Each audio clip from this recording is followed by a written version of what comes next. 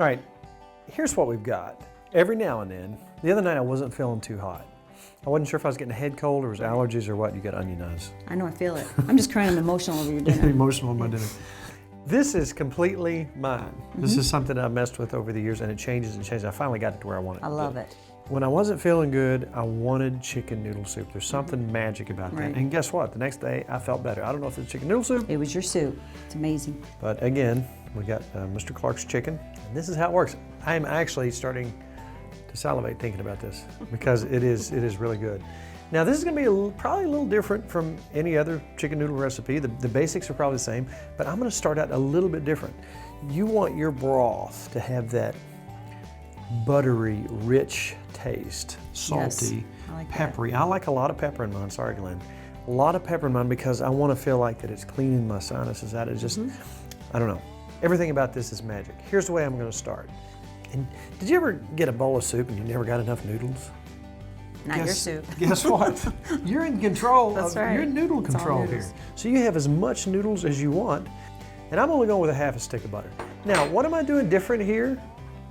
I'm taking the onions and the celery.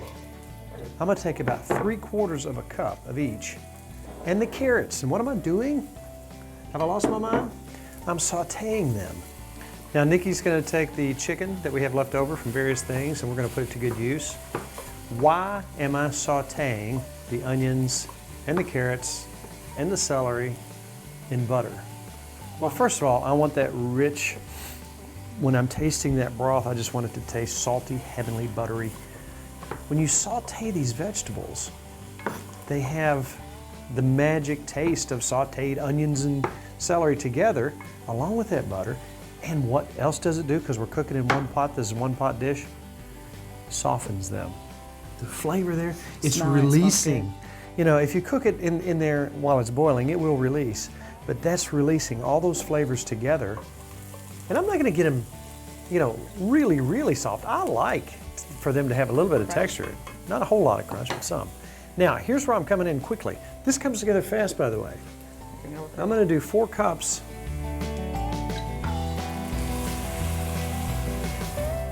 and about 4 cups of water.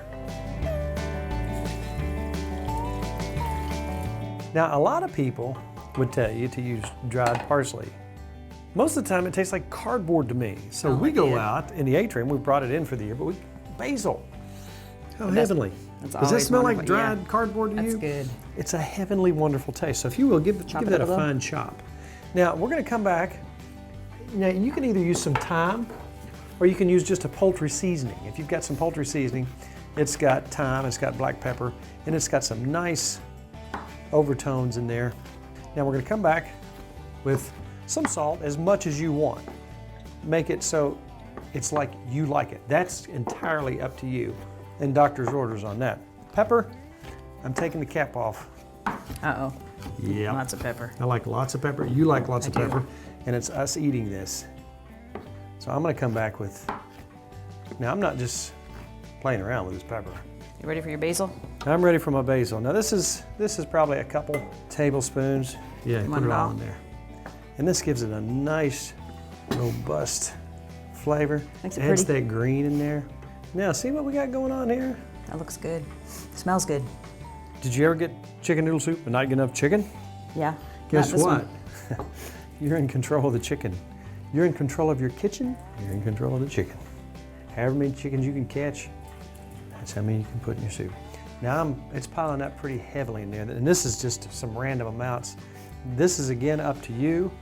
I like to have a bite of chicken in every spoonful.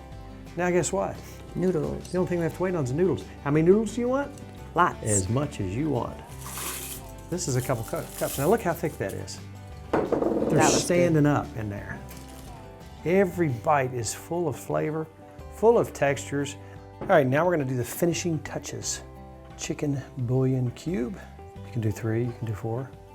One other thing, and I was trying to get the perfect soup. You know, as a kid, you do all the canned soups and it tastes pretty good as a kid. But there was one ingredient that I noticed was missing. You know what it was? What? Sugar. I know it sounds crazy, but a little bit of sugar. A little bit? A little bit. Really does wonders. Yes, it does.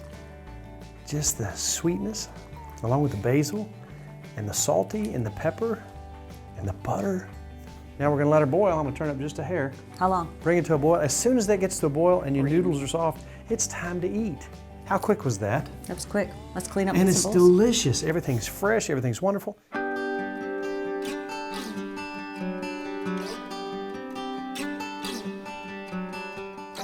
All right, here we go.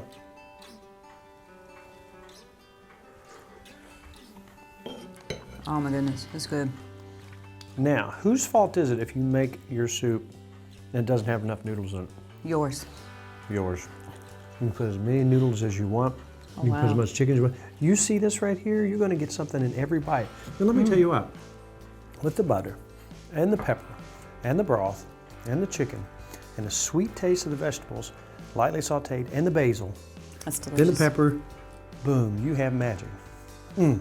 Well, let's just Cro-Magnon on this bowl. Okay. Then let's come back. The only thing we have left is cookies. Ooh. We're gonna put our walnuts to good use in just a moment.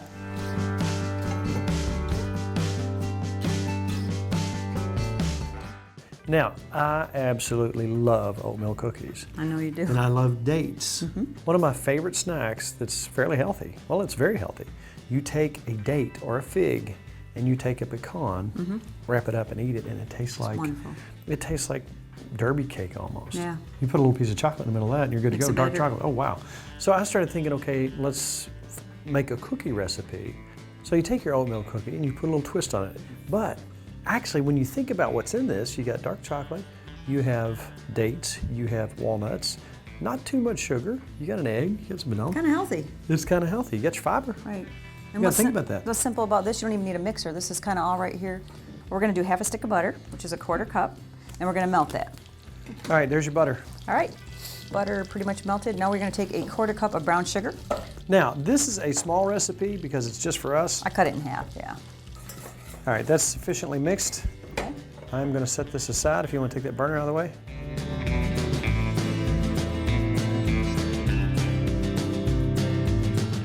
Okay, I've taken the brown sugar and butter, put it in another bowl. Is that an Now make egg? sure that you cool that down so you don't scramble your egg. And we're gonna add half a teaspoon of vanilla. And that's gonna be your wet mixture. Now we have our powder mixture, which is a 1/3 cup of flour. We're gonna do half a teaspoon of baking powder. Now this is a small recipe for us, a half recipe. And half a teaspoon of salt. So it's maybe gonna make about 12 cookies. All right, and you get to whisk and I will throw this in.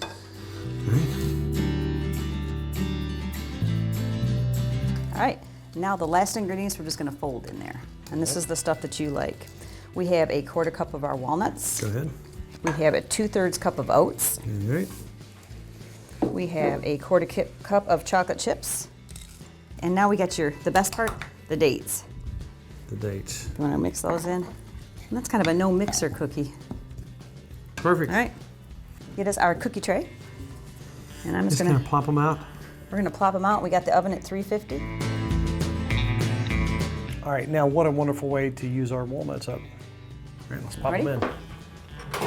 What's the temperature again? 350. For 15 to 18 minutes. We'll check in about 15.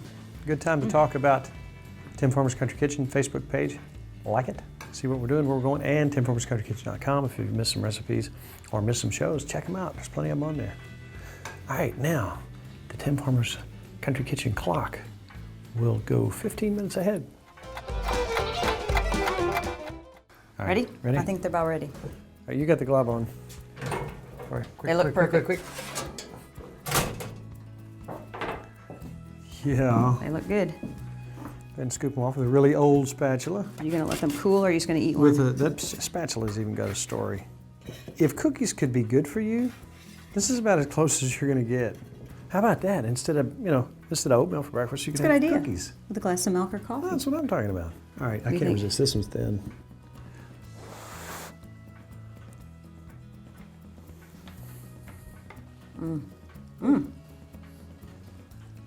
Almost like a breakfast bar type, isn't it? Like a, It's almost like an energy bar Yeah. or a granola bar. I like that. I think at this point it's just pretty much about Good times good friends. and good eats. We'll see you next week with a brand new Tim Farmer's Country Kitchen. Yay! Christmas is coming, by the way.